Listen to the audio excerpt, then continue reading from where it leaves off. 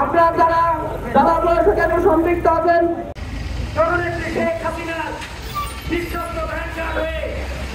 বাংলার মাটিতে আছি, বাংলার মাটিতে থাকবো।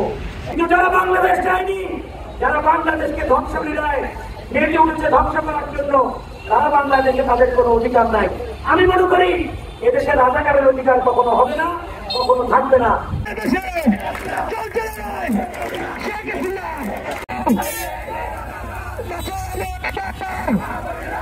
নেতৃত্বে আর এই মানচিত্র রক্ষা করবে আমাদের মাননীয় প্রধানমন্ত্রী, সফল রাষ্ট্রনায়ক জননেত্রী শেখ হাসিনা। ঠিক পেছে রাজপথে আছি, রাজপথে থাকবো।